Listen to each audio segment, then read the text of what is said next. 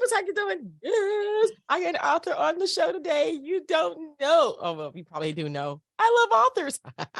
Yes, because we all be what? Yeah, you got it. You already know me. Idiots without them. Okay, yeah, yes, definitely idiots. Okay, we wouldn't even know how to tie our own shoe without an author writing it down first. So I tell you what, I have an amazing author on the show today. Her name is Mary Klein, and she is going to be talking about her book. But first of all, she's going to be talking about how she got to the point where she actually knew she had to write this book. So I want to welcome her to the show. Welcome to the show. Hi there. Hey. How I got started? It Yeah, started so as poetry. let's go back a little further. I mean, when did you start writing? Goodness, I really had no intention of writing a book. And I didn't even think I could write poetry. So for me, it kind of was, I want to say, organic. The book is all poems on domestic violence, and it was really my way of purging what had happened to me over the years. And then one day, all of a sudden, these words just kind of floated, and I started writing them down.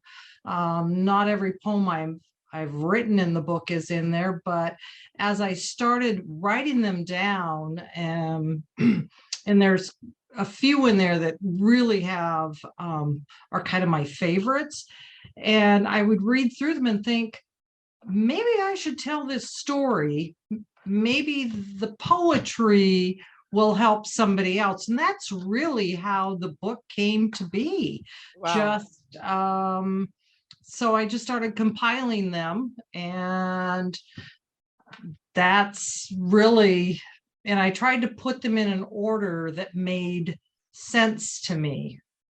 The first bunch of poems are really about how I felt in the midst of the domestic violence.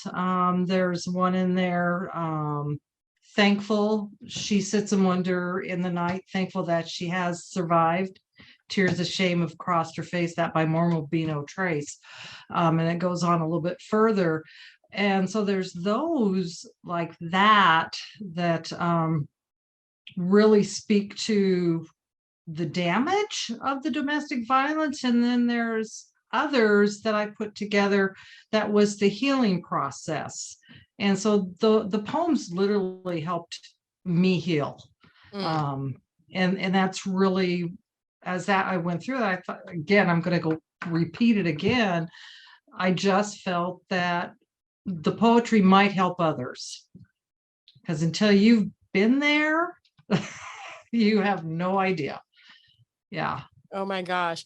The cycle of domestic violence can be very horrific. Yes. And it's just very dangerous. It's a very dangerous place to be. And the most dangerous place is when you decide to leave. Mm-hmm. Yeah. How did you get out of that? If I may ask, how did that You're happen? more than welcome to. And I literally had to make the decision to leave. Come, excuse my language, hell or high water. I had to find my way out. And so literally would go, I've got the kids, what am I going to do? I have a daughter and a son. And they weren't toddlers anymore. My daughter was going on 10, and my son he was 15 going on 16. And I literally told myself, they're going to be okay. I have to leave. They'll be okay. And I really had to harden my heart so that I walked out the door. I just literally walked out the door, and then had to work to heal them and get them back, if that makes sense. And I think that's one of the hardest things, is that sometimes the woman has to leave just to get the anger. At least in my case, I had to get the anger to stop. and my leaving stopped the anger, because it wasn't at the children he was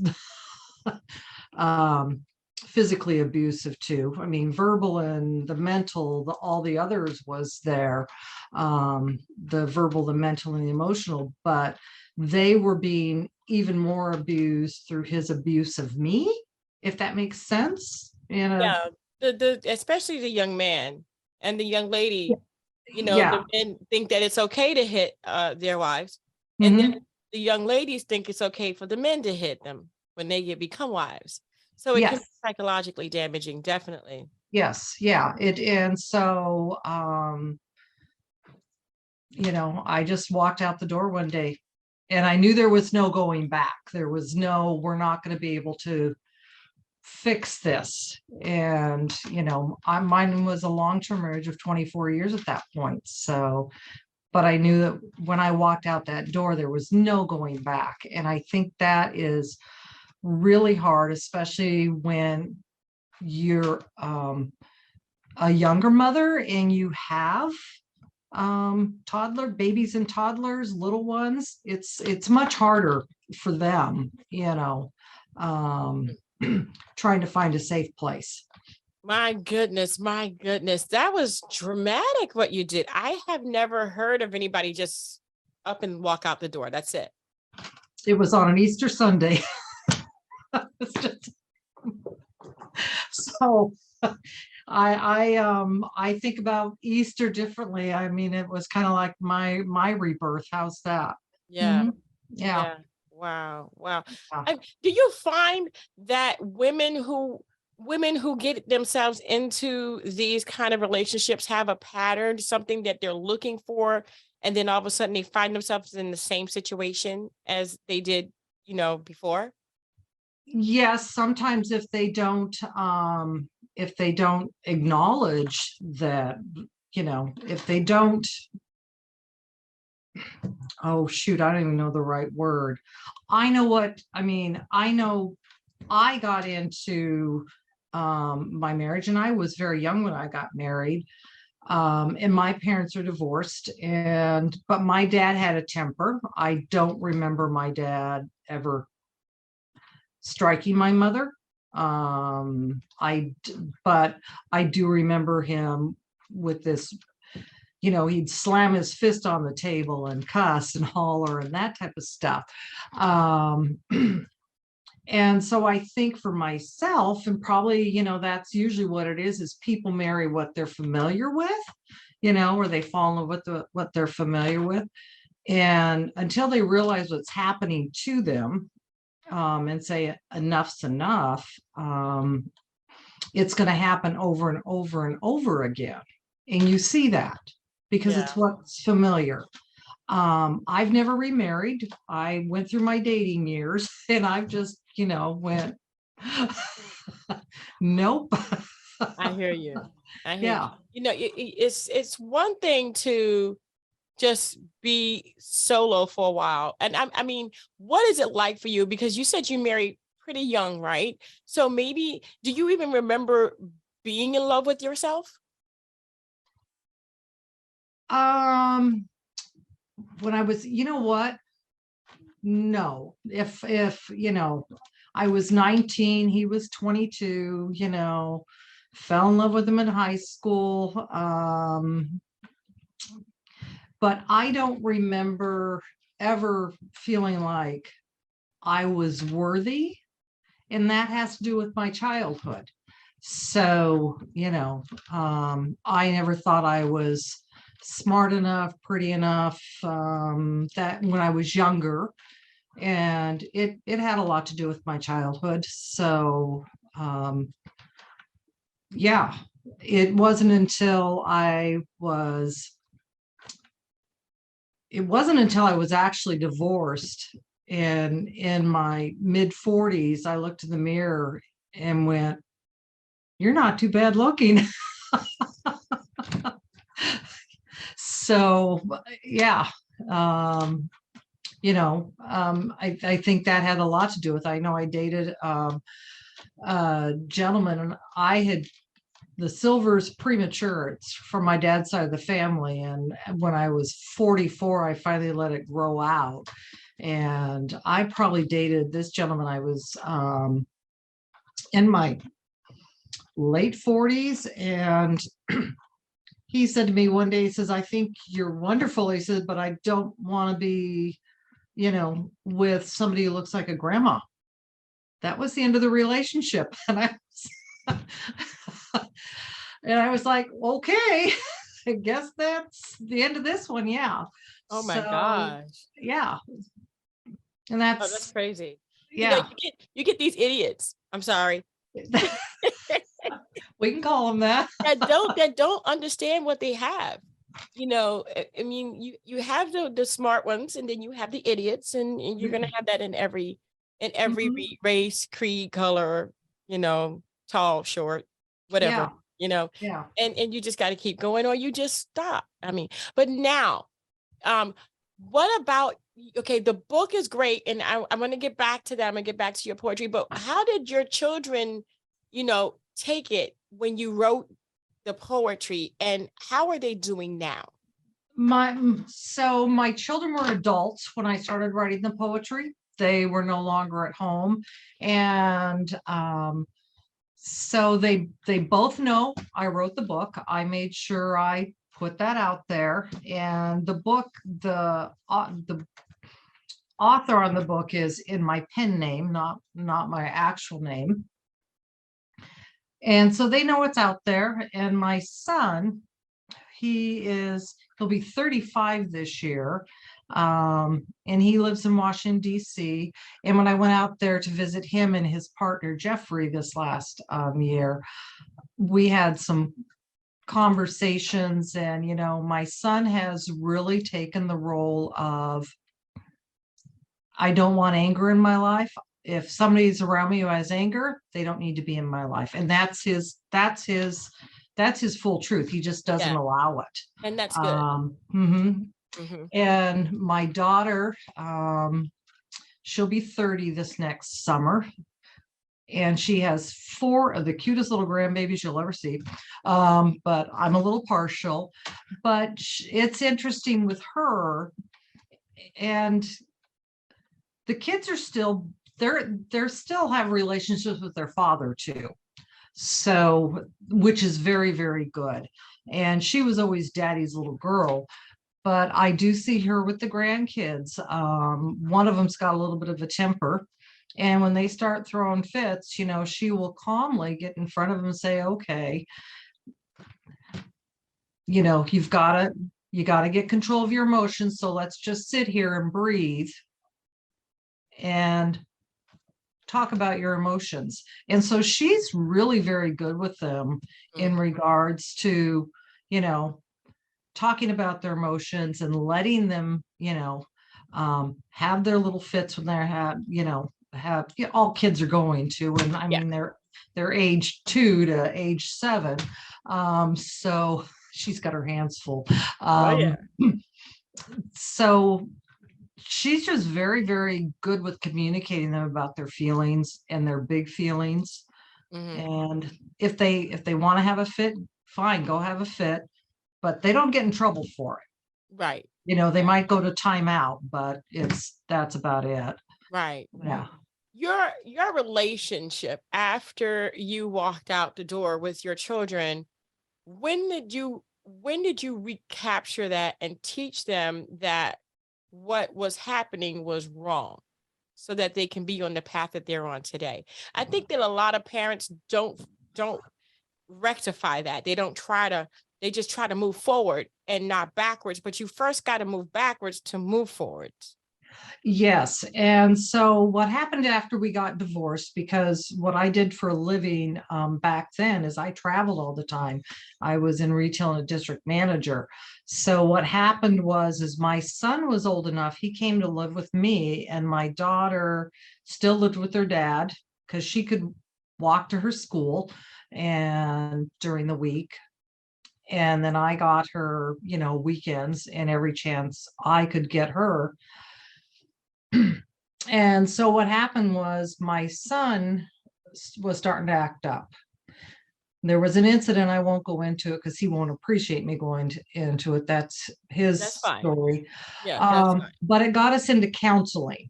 It got the two kids and myself into counseling in regards to domestic violence, you know, because really it wasn't until then where I acknowledged that that's what I'd been through, you know.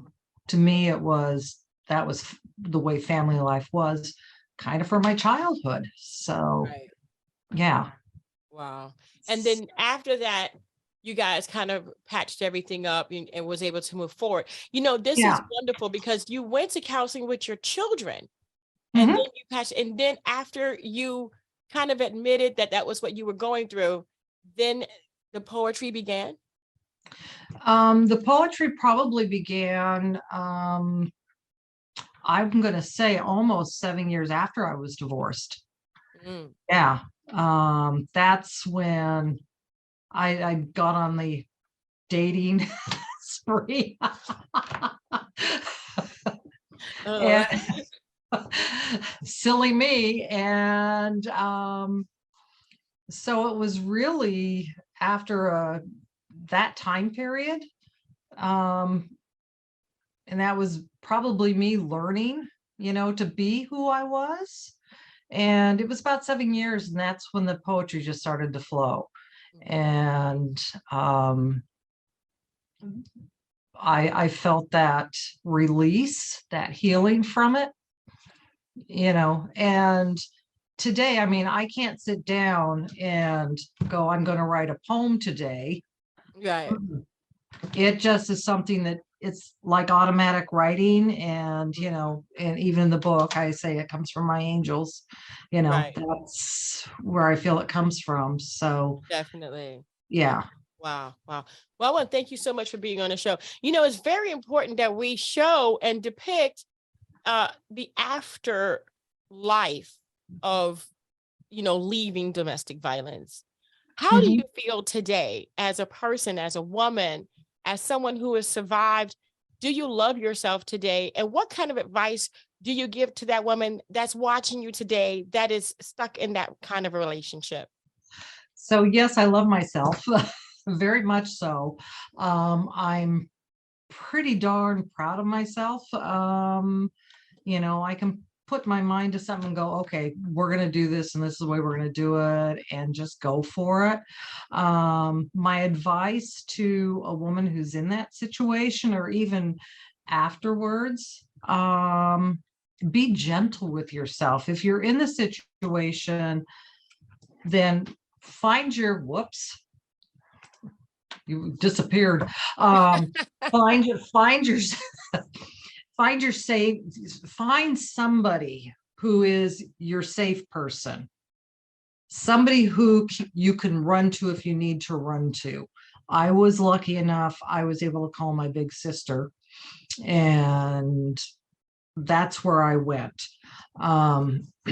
So if you have somebody, even if it's a good friend, even if it's somebody from work that you feel comfortable with and safe with, maybe it's somebody from you, if you go to church, maybe it's somebody from your church, but try to find that person you can reach out to, and know it's okay to speak about domestic violence, because when people who are in domestic violence, they don't speak about it, and that's the silence is what manifests it, and it keeps it Yeah. going, and that's the cycle. So in speaking about it, you actually break that cycle. So find your safe person, reach out, because they'll probably reach out and help, even That's if they don't realize you were in there until you say something. And then it's just kind of a daily healing, maybe a daily prayer every day, or just a little mine is nothing can keep me from reaching my goals. And I had that in my visor of my car when I would drive as a district manager. And I would look at that and go like, okay, we're going to keep doing this until we get out. So that would be Did I answer the question? I think I Yes, you did. did. I start going. And that's wonderful. We all have to be that person that tells you, the person that's in that situation, that you are worth more. Yes. You definitely are Yeah. worth more. And awakened by my angels, learning to heal. Yep. And Wow. that's how I learned to heal, was through the poetry. Mm-hmm. So, and it's still a daily thing. I mean, even all these years, I mean, this weekend was 17 years. This weekend was my anniversary of my divorce. Mm-hmm. And so even now, there's days that if I look back too much, it'll suck me back in. So I really try to just face forward all the time and go Right. like, those are the memories. And I try to remember the good memories. Right. Okay, so what kind of a standard do you set for the next person that might be a viable candidate? For writing? Because, you say you stopped dating, but there's always those standards now. I mean, you must have high standards now in comparison to your relationship. Now you know what you want. Oh, yeah. So I don't know if I have, I have pretty high standards. Yeah. So if if I've dated I've had a couple of dates, and all of a sudden maybe he starts comparing me to his mother. You know what happens. Oh my gosh. Yeah, right. Or he mentions past relationships where she wasn't a good person because of this or this. When I start hearing things like that, I'm like, okay, it's time to run fast. Yeah. Yeah. And I'm not opposed to dating. I'm just going to let it happen organically now, Mm-hmm. versus trying to go out and find somebody. How's that? I hear you. I hear Yeah. you. But it's important to know that your standards are higher, and because you loved Yes. yourself. And Yeah, it's time. it is. It is. And, the other thing too, is that person's got to be willing to accept, even though, I'm single and my kids are grown, they are still my family. Yeah. They've got to be willing to accept the adult children and the grandkids too.